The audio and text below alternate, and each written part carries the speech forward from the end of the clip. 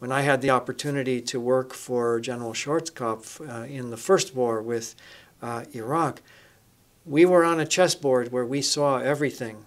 The Iraqis could see only their own pieces.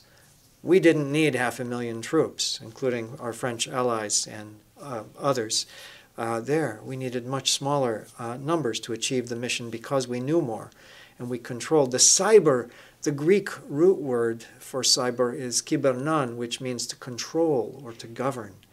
And the whole point here is that we move into an era where knowing more will allow us to achieve all of our aims with far less material resources. So yes, the logical conclusion of this in my book, Worst Enemy, is that we should be having smaller and smaller active military forces, not getting rid of them, but having them smaller, because the real story of this period of technological change is that the small group is more powerful than ever. Now, Americans found this out on 9/11 when just 19 attackers created world disruption with their actions.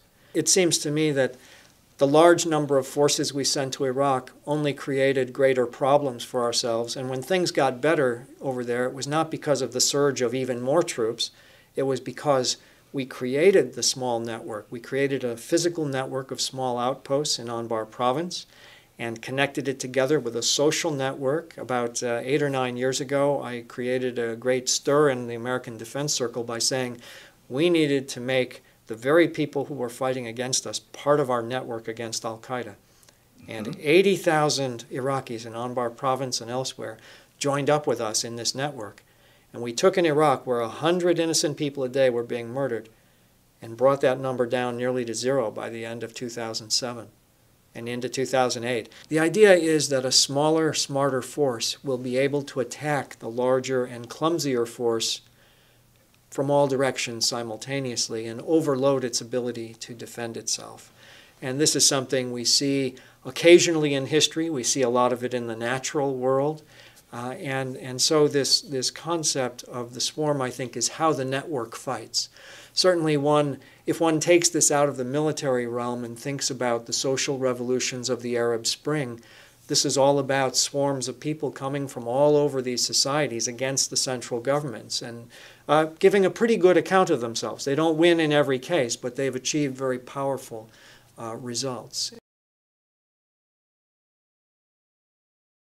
Well, I would move toward a much smaller active force immediately.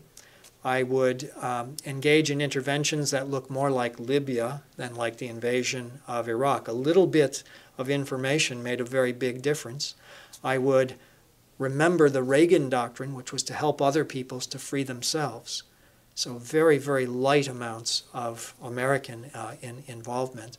And we're seeing this now. We sent only 100 soldiers to go fight the Lord's Resistance Army with locals in Uganda, in the heart of Africa. Libya was a very small intervention. If something happens in Syria, it will be similarly small in nature. So we're moving in that direction. The difference I would make if I were Secretary of Defense today is I would move faster, because the risk is we are spending too much on a military that's too large at a time when we can't afford it.